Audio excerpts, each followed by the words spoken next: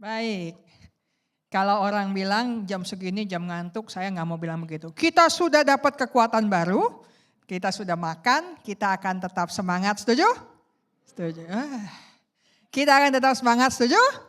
Ya, itu ciri orang yang sudah bangun. Oke, saya mau mundur sedikit. Kenapa jadi maju? Mundur ke bawah ya?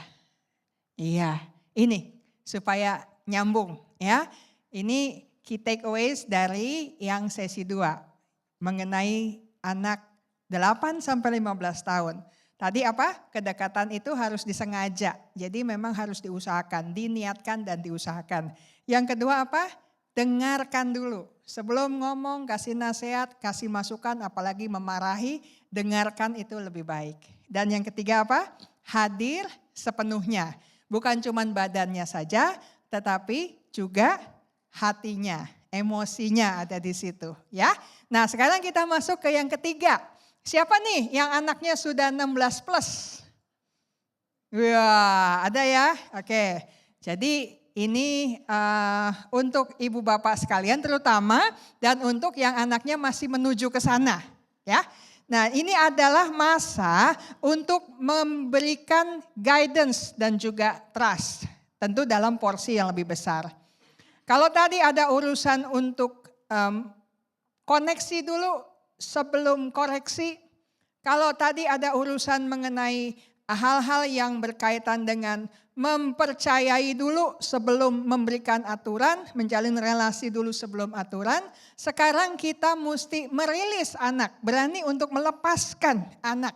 Sambil tetap menjaga hubungan yang erat. Ini gimana ya? Lepas tapi terhubung.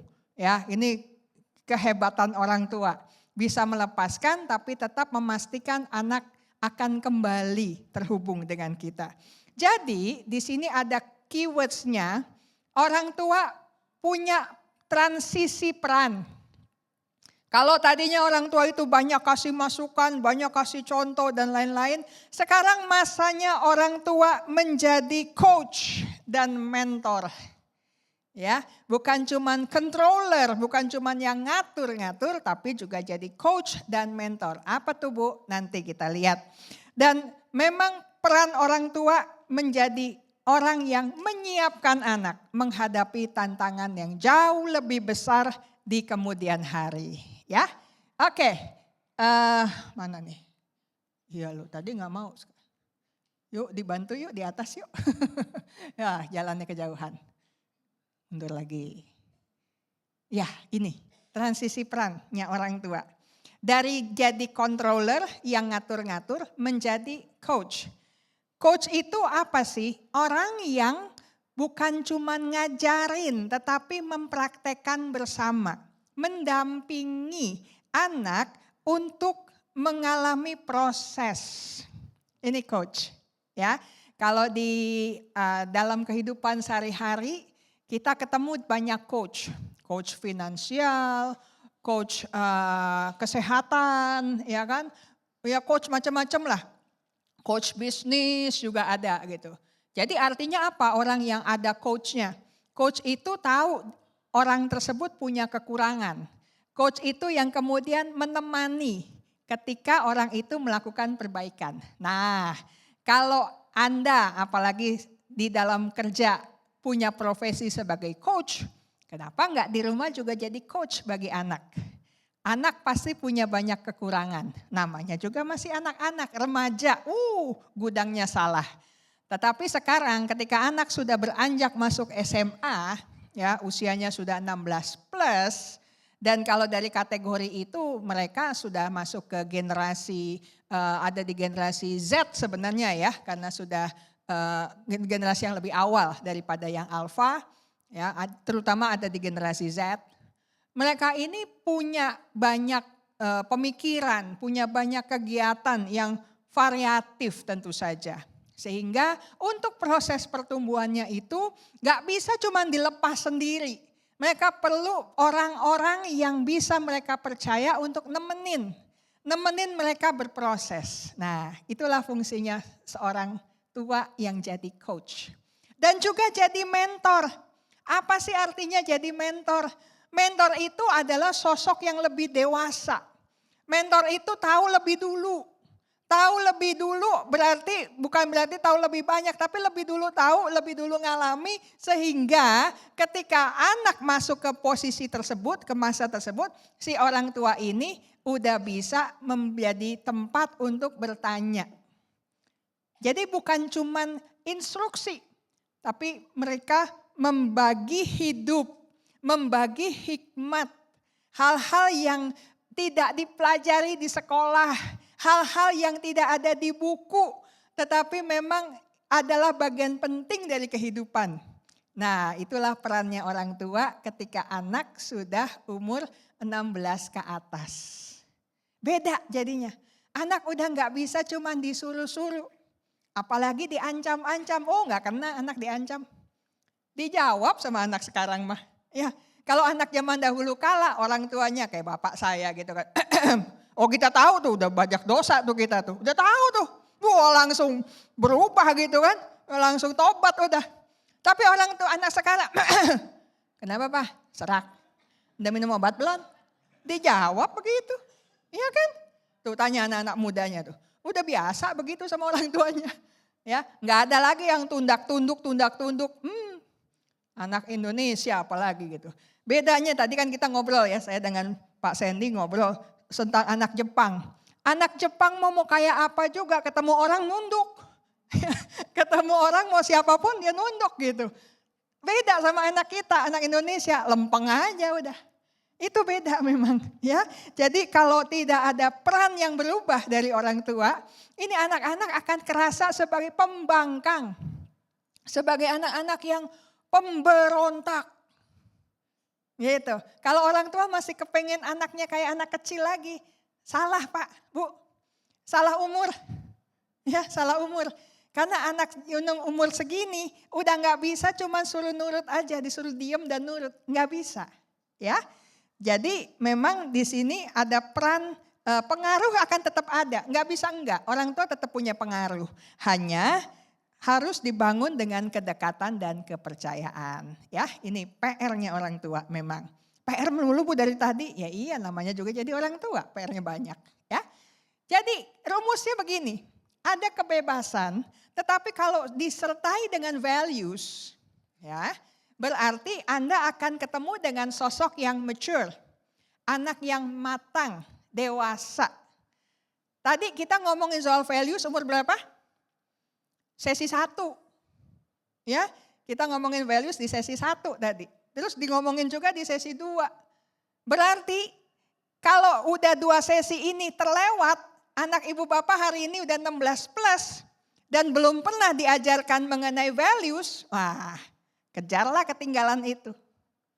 Ya, saya nggak akan bilang, oh telat, nggak ada kata terlambat. Tapi berarti bapak ibu mesti lari-lari mengejarnya gitu. PR nih, apa aja nih yang mesti diajarin pada anak umur segini.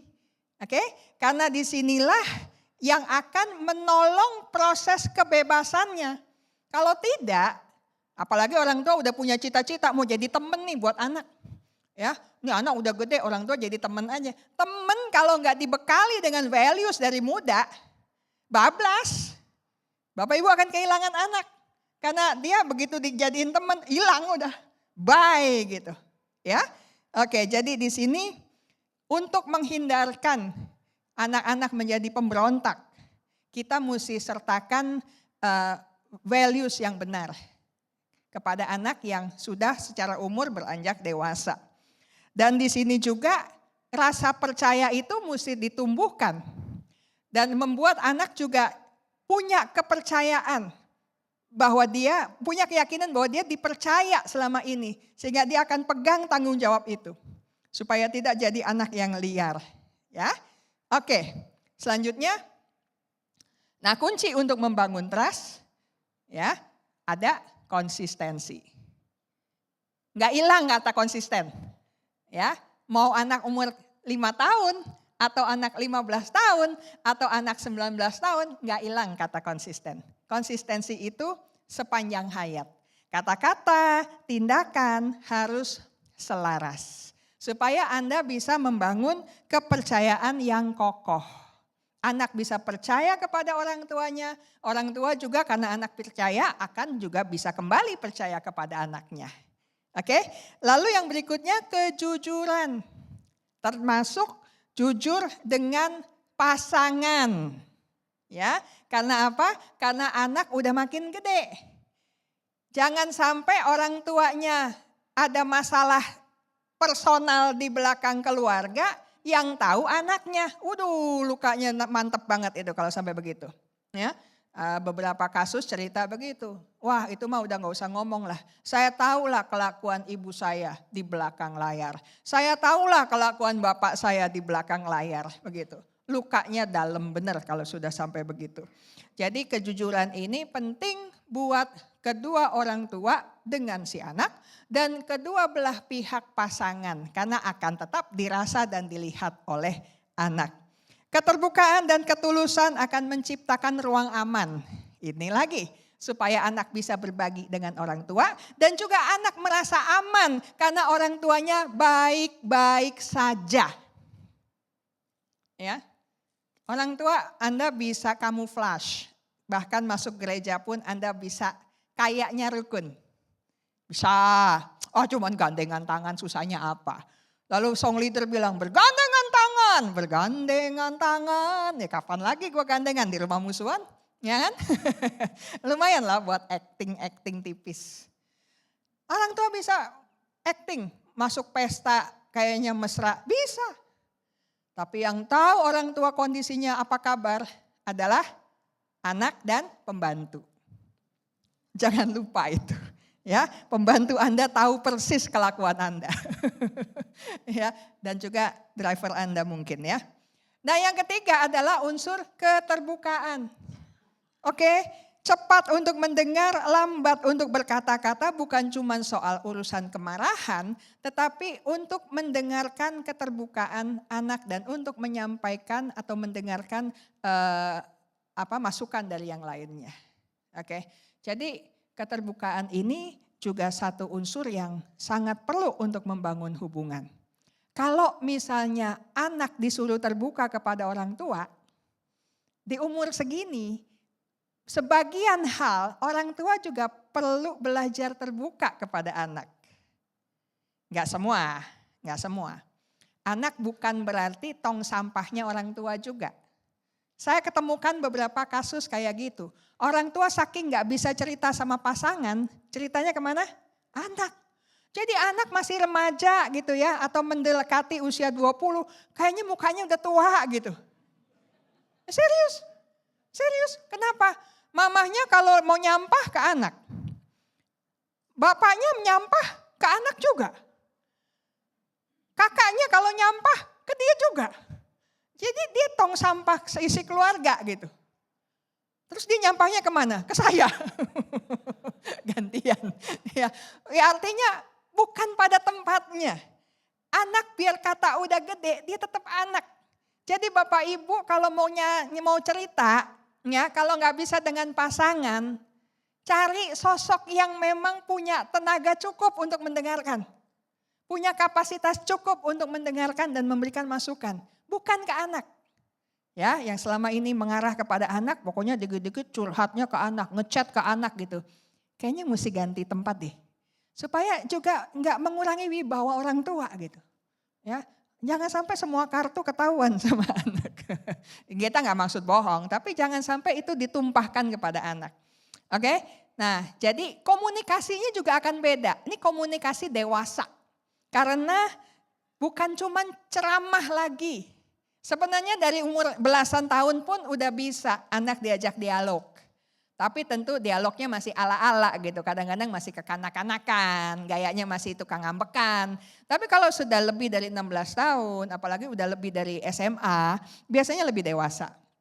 Dan komunikasinya ini bisa saling memberi masukan dan pertimbangan. Bagus-bagus kalau komunikasinya begitu ilmiah. Aku nih habis baca jurnal loh Pak gitu. Cie, kan keren banget ya kalau anak tuh kasih masukan ke orang tua hasil baca jurnal.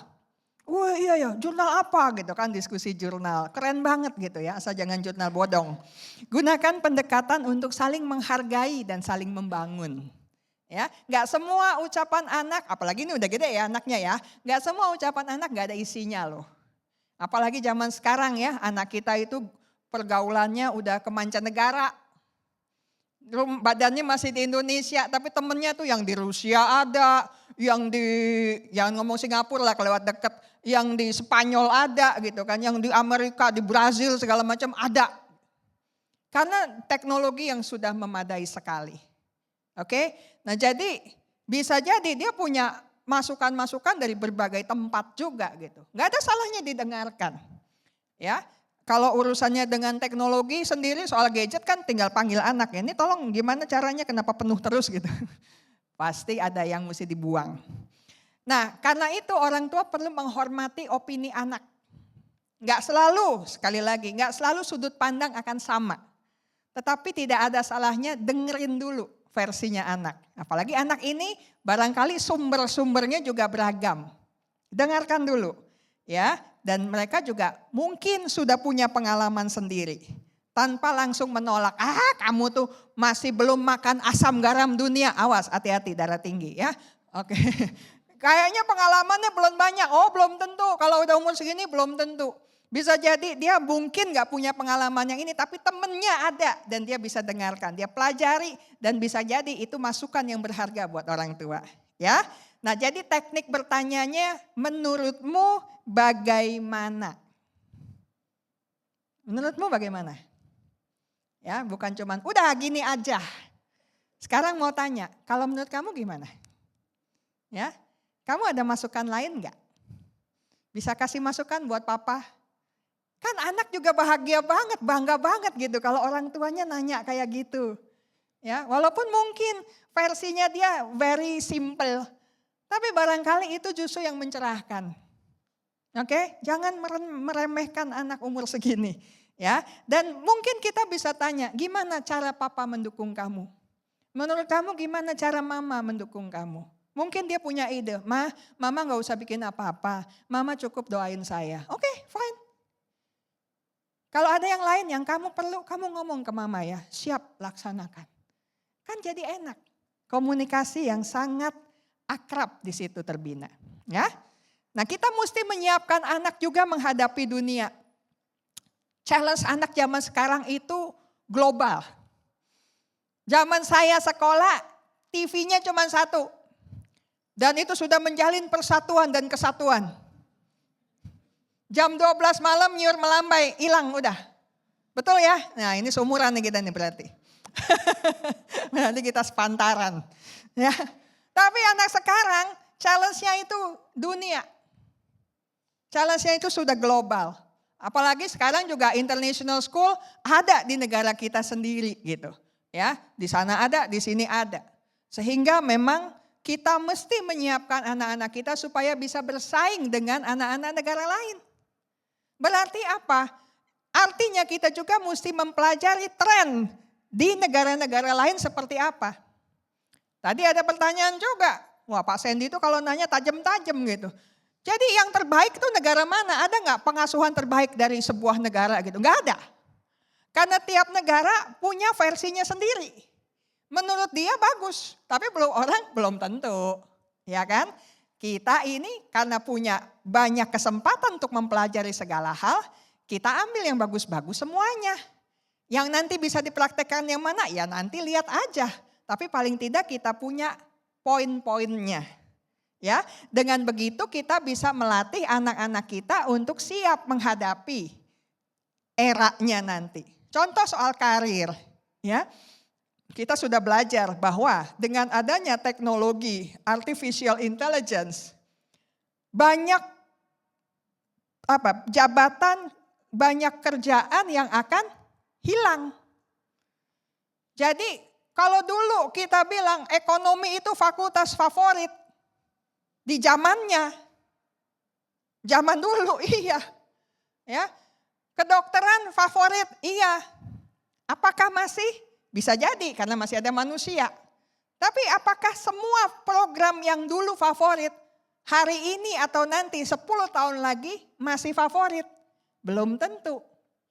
Jadi kalau misalnya sekarang anak kita mau jadi sosok yang kita bahkan gak pernah dengar zaman dahulu kala. Contoh aja nih, ini sih kayaknya sih udah pasti denger lah. Mama aku mau jadi YouTuber. Mau jadi YouTuber katanya, konten kreator. Itu sekarang kerjaan tuh. Itu kerjaan ya Bapak Ibu ya. Kita kan gak bisa bilang itu binatang apaan gitu kan. Gak bisa. Zaman dahulu kala gak ada kayak begitu-begitu. Dan nama-nama profesi lainnya lah ya. Zaman sekarang muncul nama-nama baru. Dan itu karir yang memang bisa dititik, bisa diikutin begitu. Bisa dijalanin. Kita gak bisa bilang, gak bisa. Itu gak mendatangkan uang buat kamu. Kamu ini aja udah bener, ini udah paling bener nih jadi ini nih. Itu versi mama zaman dahulu kala. Belum tentu cocok dengan si anak. Dengan bakatnya, dengan minatnya, dengan potensi keberhasilannya nanti. Dengan jalur hidupnya. Jadi memang nomor satu kita mesti pastikan dia punya talenta. Kita kenal talenta anak kita. Oke? Dan kalau kita tahu talenta anak kita bisa arahkan, kita kasih masukan yang kira-kira oke, begitu. Dari dia juga kita bisa pertimbangkan, kita cocokkan. Kalau misalnya nggak tahu jalan, ya ada konselor-konselor yang memang urusannya dengan career coach ini, career counseling ini. Boleh dibantu, seperti itu. Supaya nanti dia masuk ke jalur yang benar. Contoh gini, saya barusan beberapa bulan lalu menolong satu anak muda. Dia pinter banget ya. Tinggalnya di Kalimantan Tengah, itu daerah saya pelayanan. Dan dia itu mau punya cita-cita mulia, jadi dokter. Mulia banget ya. Dalam hal ini ayahnya adalah hamba Tuhan, pendeta. Bukan meremehkan hamba Tuhan ya, bukan meremehkan soal urusan gak punya duit, bukan. Tapi dengan segala pertimbangan soal nanti dia mau pelayanan bagaimana dan sebagainya, dengan mempertimbangkan banyak hal. Kemudian saya bilang kamu tes dulu. Tes ya. Dan kemudian dari hasil tes ternyata di bagian yang mestinya dia kuat untuk kedokteran gak cocok dari tes itu. Tapi ada alternatif A, B, C. Jadi kemudian saya bilang yang paling dekat dengan kedokteran karena dia fokusnya ke sana gitu. Yang paling dekat dengan kedokteran adalah bagian rekap medik, rehabilitasi medik atau fisioterapi ya. Nah, ini boleh kamu pertimbangkan. Selain ini ada opsi ini. Jadi silakan diskusi dengan orang tua. Karena kalau kamu tetap ngotot di sini, nanti kamu lemahnya di bagian ini. Oh gitu ya, supaya dia pertimbangkan, bisa nggak tetap di situ? Bisa sih, nanti jungkir balik dulu gitu. Nah, jadi untuk mengurangi risiko supaya nggak perlu salto atau melintir, ada ini. Ya, nah Mei ini dia lulus dan dengar-dengar ya karena terus komunikasi, dia mau masuk ke Fakultas Fisioterapi. Ya, saya bilang cari program studi yang robot nggak bisa. Iya dong. Cari bidang studi yang gak bisa dikerjain robot. Sampai hari ini robot belum bisa mijit. Benar gak? Robot udah bisa mijit belum? Belum. Mungkin nanti beberapa tahun lagi dia udah pinter. Nyapu ngepel udah bisa robot zaman sekarang. Ya, ngatur-ngatur bengket gitu dia udah bisa. Bawa piring gitu, robot udah bisa beberapa. Tapi kalau urusannya pijit-pijit ya, fisioterapi gitu ya, belum bisa. Jadi cari kerjaan yang robot belum bisa. Karena nanti dia bersaing dengan robot. Betul ya? Nah itu Bapak Ibu. Jadi itu salah satu yang kira-kira kita mesti siapkan. Yang robot kira-kira gak bisa gantiin gitu. Kalau urusannya ban berjalan, di Cina mah udah kelar lah yang kayak gitu-gitu, tutup sudah. Orang-orang sudah nggak tahu dikasih kerjaan apa lagi gitu. Karena sudah banyak yang kerjain 24 jam mesin semua. Ya, tapi untuk bagian-bagian yang perlu orang, itu mesti masuk manusia. Dan anak-anak kita bisa kita arahkan ke sana. Relasi juga gitu, ajarkan membangun hubungan yang sehat berdasarkan kasih dan integritas. Jadi ketika dia punya teman, dia mesti punya teman yang benar, bukan yang toksik. Kalau nanti dia punya pasangan, dia mesti punya pasangan yang sehat mental dan rohani. Bukan cuma keren badannya, bukan keren mukanya aja. Dan duitnya banyak. Tapi sehat batinnya. Itu diajarin sama orang tua, nggak ada di buku. Papa, mama yang mesti jadi relational coach buat dia. Ya. Nah, jadi bukan bilang pilih itu yang kaya, pilih itu yang menjanjikan harapan gitu. Kaya tapi kemudian jahat, kan juga memasukkan anak dalam penjara kehidupan. Gitu ya. Nah, yang berikutnya tentu saja menghadapi dunia dengan iman. Wah, ini satu hal yang jadi satu hal yang aneh zaman sekarang sebenarnya. Padahal nggak aneh-aneh banget gitu. Iman itu tetap kontemporer, tetap berlaku sampai hari ini. Walaupun kesannya iman itu sesuatu yang aneh, karena dunia begitu logik. Tetapi justru karena dunia begitu logik kita perlu iman. Karena kita perlu punya relasi yang seimbang, relasi yang sehat dengan Tuhan dan sesama. Jadi iman itu adalah payung yang menolong kita untuk tetap hidup wajar, sehat dan kuat. Dan ini mesti diajarkan supaya anak bisa ngambil keputusan yang personal karena dia punya iman, karena dia punya keyakinan yang kuat kepada Tuhan dan juga anak mengambil keputusan dengan basis firman Tuhan. Saya nggak akan bosan memberikan masukan Bapak Ibu, ajar anak dan diri sendiri untuk baca firman Tuhan. Nggak cuma baca covernya Alkitab. Tapi baca dan selami dan punya relasi yang mendalam dengan Tuhan. Ya, sebab itulah yang jadi modal kehidupan. Iman gak bisa dipaksa, tapi harus dimiliki secara personal. Jadi dorong anak juga punya iman yang teguh dan dipraktekkan sehari-hari. Termasuk dalam pelayanan, termasuk dalam komunitas. Jadi anak juga perlu didorong punya komunitas yang sehat. Pastikan dia ada dalam komunitas yang saling mendorong dan menguatkan. Bukan jorokin orang. Bukan menertawakan kelemahan. Ya, dan ini akan membuat anak jadi punya pengalaman pribadi. Bukan dengar-dengar saja, tetapi punya pengalaman pribadi dengan Tuhan. Dengan sesama juga. Nah, apa strategi jangka panjangnya keluarga? Tentu dalam hal ini enggak tiba-tiba. Ada strategi yang disengaja, yang konsisten untuk membangun warisan. Kalau kita baca kalimat terakhirnya Yosua, dia bilang, tetapi aku dan seisi rumahku, kami. Berarti di sini ada keberhasilan dari kepala keluarga untuk mempengaruhi serumah. Supaya semua sepakat untuk menyembah Tuhan saja. Bapak Ibu, Anda sebagai keluarga, kepala keluarga, suami istri, value apa yang Anda tanamkan buat relasi ini? Bagaimana dengan family altar Anda di dalam rumah? Kalau anak kecil saya sering dengar, oh waktu dia masih kecil kita bisa doa sama-sama. Sebelum dia berangkat kami doakan tumpang tangan.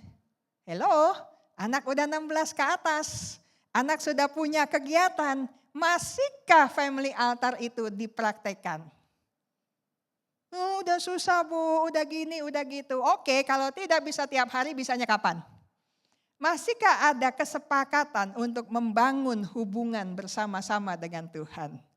Jangan cuma malam tahun baru, kurang. Apa itu sebulan sekali, apa itu seminggu sekali. Puji Tuhan kalau bisa tiap hari. Mau pagi boleh, mau malam boleh. Tapi sebisanya family altar ini menjadi bagian hidup yang tidak tergerus oleh zaman. Kalau saya bilang sih mumpung anak belum keluar rumah. Kalau anak udah keluar rumah, ngumpulinnya lebih repot. Yang satu di Australia, yang satu di Kanada. Ini mau jam berapa yang dipakai? Ya kan? Yang satunya ada di mana tuh? Di Swedia barangkali begitu. Ini mau jam berapa yang dipakai kalau anak udah mencar kemana-mana. Mumpung mumpung anak masih di rumah, yuk alokasikan waktu untuk family altar. Bangun nilai-nilai, ingatkan kembali cerita-cerita ya dalam kegiatan bersama ini. Dan tutup dengan doa. Kalau nggak bisa, oke, ada cara lain, retret keluarga. Jangan cuma halan-halan untuk healing aja. Susah ya ngomongnya. Jangan cuma jalan-jalan biasa. Sekali-sekali tuh pergi sama-sama buat retret keluarga. Kerjaannya tuh baca Alkitab gitu. Ya elah Bu, gak seru. Kalau mau yang seru di rumah baca Alkitab, nanti sisanya jalan-jalan, kan pilih gitu. Kalau ini family altar kagak bisa, jalan-jalan untuk retret kagak mau, maunya apa coba? Terus maunya semuanya baik-baik dan benar-benar aja. Ini mesti diusahakan. Setuju Bapak Ibu ya? Jadi barangkali, ya ini kan usul, ditolak juga gak apa-apa kok. Aku tak terluka. Jadwalkan waktu khusus untuk terkoneksi. Nah, ya kan mau connection, reconnect. Ya, jadi jadwalkan waktu khusus untuk memperkuat relasi.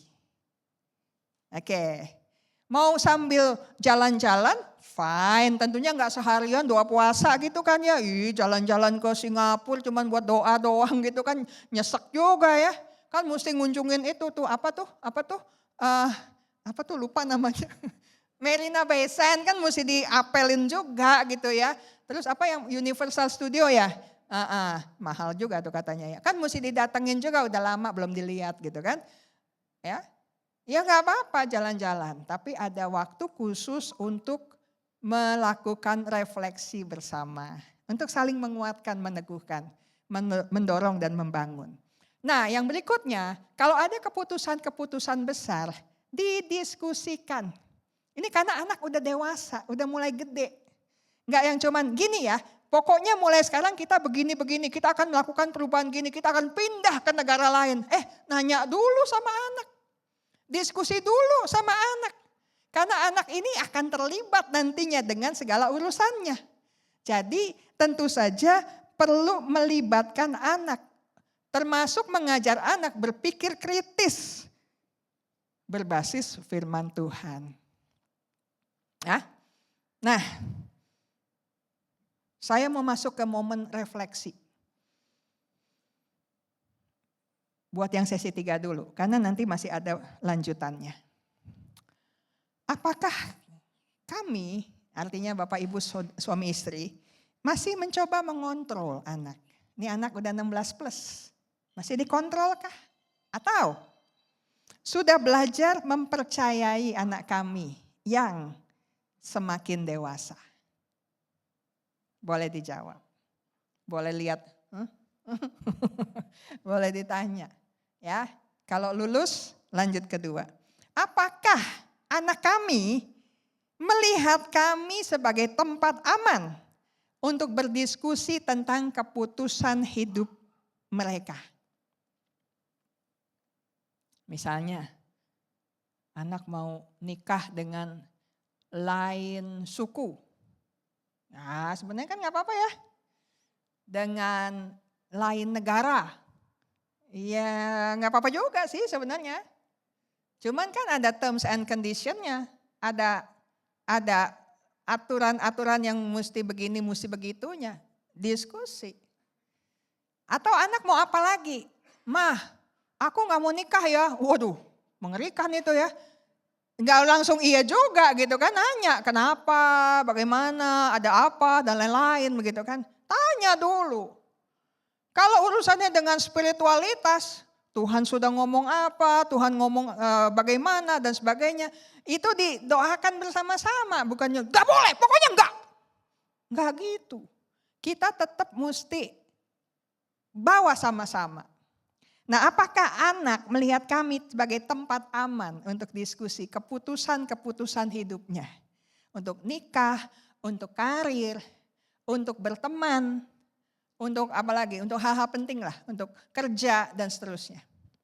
Kalau enggak, dia akan tanya kepada yang lain.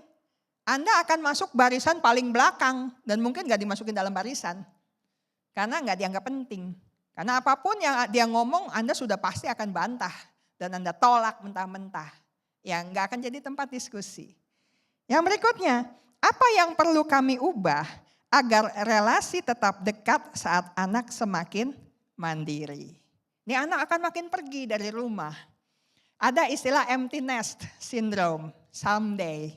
Ya, karena rumah yang tadinya penuh, anak 3, 5, kosong. Kosong, semuanya udah terbang. Sarangnya udah kosong, tinggal you and I. Kalau orang tua nggak damai sejahtera satu sama lain, waduh ini kesempatan berantem yang paling heboh. Karena udah nggak ada penengah. Kalau biasa, mama, stop. Ronde 1, selesai. Udah ya, tutup dulu. Nanti setelah ini kita lanjutkan setelah iklan-iklan berikut. Oke, tetapi dalam hal ini, someday sarang itu akan kosong. Dan kalau sarang itu kosong, apa yang akan terjadi dengan Anda berdua? Supaya Anda dan anak tetap punya hubungan walaupun dia mandiri, Anda dengan pasangan juga akan baik-baik saja. Nah, kunci untuk sesi 3. Setelah ini akan ada refleksi lagi. Kuncinya soal kemandirian dan kedekatan. Anak mesti bisa mandiri. Dalam hal apa aja? Semua. Gak cuman urusan kerjaan sehari-hari, urusan finansial, urusan relasi, urusan karir. Orang tua mesti berani release, let go. Jangan tuh, pernah dengar helikopter parenting ya Bapak Ibu ya? Orang tuanya dari jauh jadi helikopter gitu. No, ya kiri pakai toa, kanan. Kalau saya perhatikan, sebagian orang tua, ini anak udah umur 20, 30 tahun kadang-kadang. Orang tuanya itu gak cuma pakai helikopter, pakai drone. Pakai drone, lebih dekat lagi dikawal gitu. Dikawal, ya ke anaknya masuk kantor, orang tuanya ikut masuk kantor. Malah pesan-pesan sama HRD, ini anak saya nanti begini-begini. Ih siapa yang mau nerima tuh anak kalau kayak begitu. Kenapa jadi orang tuanya yang punya banyak pesan. Gitu. Anaknya punya teman, orang tuanya ikut. Ya gak gitu juga, keles. Ya nemenin kira-kira gitu. Ya dari SD aja mesti pakai kekeran dari jauh gitu. Ini lagi anak udah 17, 18, 20, 27 masih diikutin begitu. Sampai ada pasien saya yang bilang, Bu saya ini kan udah gede ya. Iya. Ini saya gak pernah lo pergi sendirian katanya gitu. Ya kasihan juga lu ya. Karena ibu saya selalu ikut. Saya mau pergi naik taksi, ibu saya ikut. Pun, jadi gak naik pakai driver gitu kan. Ini mau naik taksi aja, ibu saya ikut. Katanya sekalian mau ke sana gitu. Ini anak udah 30 tahun. Apa gak kasihan? Gitu ya. Puji Tuhan saya doakan di sini enggak separah itulah. Oke ya. Jadi kemandirian dan kedekatan. Bisa mandiri tapi tetap dekat. Kalau hubungan Anda baik-baik dengan anak sampai sekarang, lepaskan dia tapi dia akan tetap dekat dengan Anda. Biar gimana orang tua itu enggak pernah ada yang namanya mantan orang tua. Temen bisa ada mantan. Mantan temen gue tuh. Bos bisa ada mantan. Tuh bos gue yang keberapa gitu kan. Mantan sudah. Oke. Saya punya mahasiswa ya mantan. Walaupun tetap mahasiswa di hati lah. Seperti Pak Sandi ini. Cie ya kan. Tapi ada Bu Yeni juga tuh. Oh susut. Ini juga ya itu di belakang dia juga. Oke. Biar kata gimana. Ya mantan tapi temen lah sekarang. Ya kan. Tapi gak ada tuh mantan orang tua gitu. Itu dulu orang tua gue tuh, sekarang udah ganti. Orang tua juga gak bisa bilang, ini dulu pernah jadi anak gue gitu. Kalau sekarang saya baca berita katanya kalau di Sumatera Utara lagi tren ya, putus hubungan katanya gitu. Tapi mau gimana, darah itu gak akan pernah bisa diputus. Nah, kalau mau urusan warisan lah. Tapi darah gak pernah bisa diputus. Oke, nah yang berikutnya kepercayaan itu bertahap, dibangun. Makanya tadi saya katakan sesi 1 itu paling penting karena itu pondasi untuk membangun kepercayaan sampai sesi ketiga ini. Penting untuk dibangun bertahap. Dan yang ketiga, relasi yang kuat itulah yang membuat anak tetap kembali kepada orang tuanya. Oke? Nah, sekarang yuk mari saya mau ajak kita sama-sama merenung. Di mana kami mulai kehilangan koneksi dengan anak-anak kami? Di umur berapa ya? Kayaknya udah gak nyambung lagi. Nah, artinya Bapak Ibu mesti kembali ke masa itu. Ngebinanya tuh dari apa yang dia hilang di masa itu. Bu, gimana caranya ngomong sama anak? Kok sekarang anak susah diajak ngomongnya? Gini Pak, sebagian anak itu adalah Anda. Gimana caranya Anda mau ngomong supaya didengarkan? Kayak gitulah anak itu mau diajak ngomong.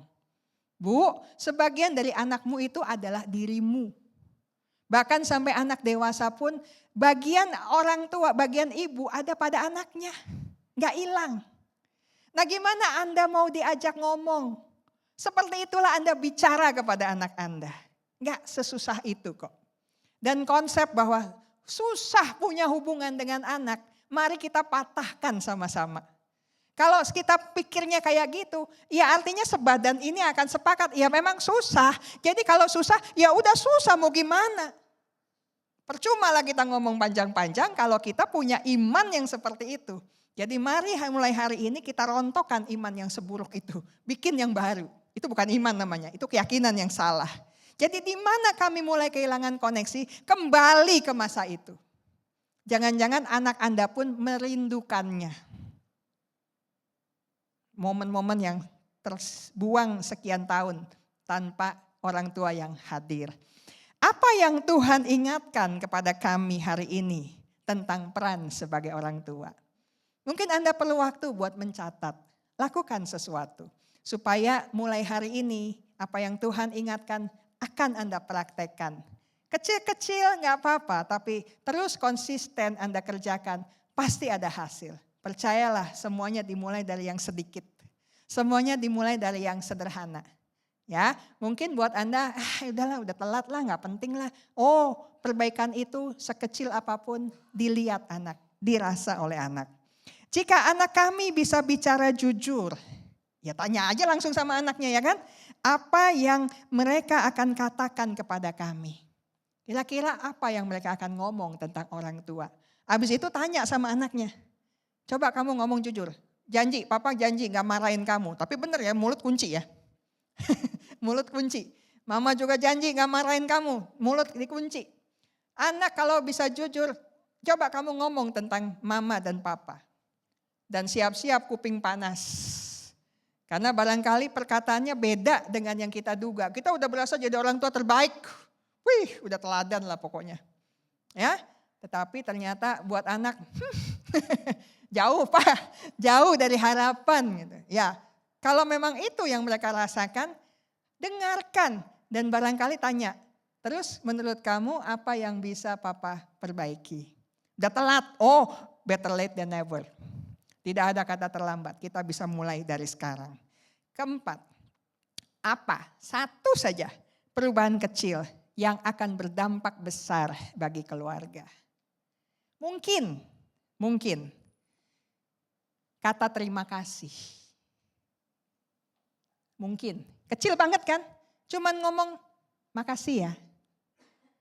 Terima kasih ya. Mama ngomong kepada papa, makasih ya. Buat ini. Mama ngomong kepada anak, makasih ya. Kamu gini. Mungkin cuman kata terima kasih, kita tambahin satu. Kata terima kasih aja. Makasih buat ini, makasih buat gitu, makasih karena begini, makasih karena begitu. Tiap hari ngomong terima kasih. Mungkin itu akan merubah sesuatu. Saya gak tahu apa yang keluarga Anda butuhkan. Mungkin bukan kata terima kasih, tapi kata sorry. Sorry ya, mama salah. Titik, jangan pakai koma. Karena kalau udah dikasih koma, soalnya itu nggak jadi selesai itu. Jadi berantem lagi, berlanjut babak berikut. Sorry ya, papa salah. Titik. Udah pokoknya papa salah, udah. Sorry. Maaf, papa salah. Maaf ya, papa mama belum ngerti kamu. Titik. Nggak yang, abis kamu sih. Nggak ada gitu. Hapus. Titik. Ya, jadi kalau bikin WhatsApp gitu ya, abis kamu sih yang gini-gini, hapus. Cuman sampai papa mama salah, titik. Gedein. Nggak bisa ya titik digedein ya. Titik aja pokoknya. Ya, mungkin kata itu yang diperlukan di rumah. Mungkin kata yang lain apalah. Mungkin ada 1-2 kata. Mungkin dengan membawa sesuatu setiap pulang. Waduh repot tuh bawa diamond. Enggak usah diamond. Gambarnya aja. Mungkin cuman bawa martabak sepotong gitu. Ya, paling enggak bokap gue inget gue tumben gitu. Ya, kalau belum bisa pelukan-pelukan ya kan. Mungkin bawa sesuatu dulu jadi masih dianggap anak nih Barangkali. Nah apa yang harus diubah itu yang Anda mesti tanya. Pertanyaan yang berikut buat pasangan Anda. Di tahap mana kami sebagai orang tua saat ini? Colek-colekan coba. Di mana kita? Di mana? Apa yang perlu kami reconnect sebagai pasangan? Kadang-kadang keluarga nggak nyambung karena orang tuanya tadi korslet. Jadi mari reconnect dengan pasangan dulu. Tobat dulu di hadapan Tuhan. Kalau selama ini berantem mulu gak ada kelarnya. Berantem boleh. Tuh kan baik kan ya. Saya kasih kesempatan buat berantem. Mama papa mau berantem dulu ya. Fine. Silakan waktu dan tempat kami berikan. Tapi abis itu nyambung lagi dong.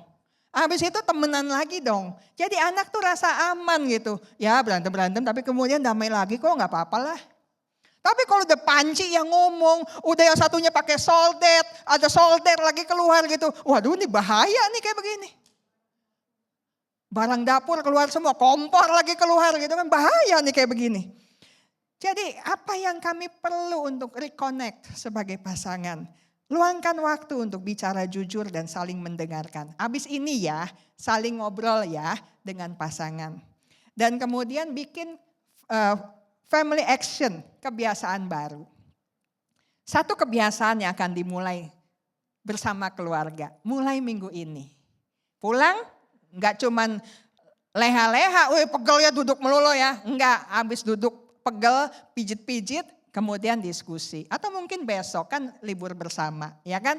Ngobrol, apa yang kita mau ubah secara keluarga. Kebiasaan baru apa yang akan kita mulai? Konsisten. Minimal 21 hari. Kalau mau lebih ajak 42 hari. Kalau mau jadi kebiasaan yang benar-benar sudah mendarah daging, tambahin lagi 21 hari jadi 63 hari. 2 bulan kemudian dari sekarang kita akan lihat hal-hal baru dari gereja Tuhan di sini. Amin. Iya dong, jangan cuma ceramah doang, ai pegel berdiri. Ya ai berdiri, you duduk. Anda juga pegel kan? Iya, kita gak cuma mau pegel-pegelnya aja. Tapi kita mau ada perubahan, amin? Nah gitu dong. Identifikasi satu pola lama yang kita akan hentikan. Jadi gak cuma ngebangun yang baru, yang lama kita bunuh, kita matikan. Dan satu lagi, satu komitmen rohani yang akan kita jaga bersama-sama. Setuju? Oh, cuma 3 orang. Setuju? Iya, ada harapan sedikit Pak Sandi ya, puji Tuhan. Ya, strong marriage, strong parenting, and strong generation.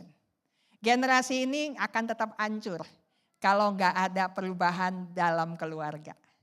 Kalau nggak ada perubahan dalam keluarga, dalam pernikahan, nggak akan ada perubahan dalam keluarga. Jadi start from you. Coba sebelahnya coba you, bilang you. Ya, start from you gitu ya. Start from you gitu. Mulai dari kita. Mulai dari satu pernikahan, mulai dari satu keluarga. Akhirnya akan ada generasi yang kuat. Pernikahan yang kuat membangun pengasuhan yang kuat. Pengasuhan yang kuat melahirkan generasi yang kuat dalam Kristus. Tuhan memberkati.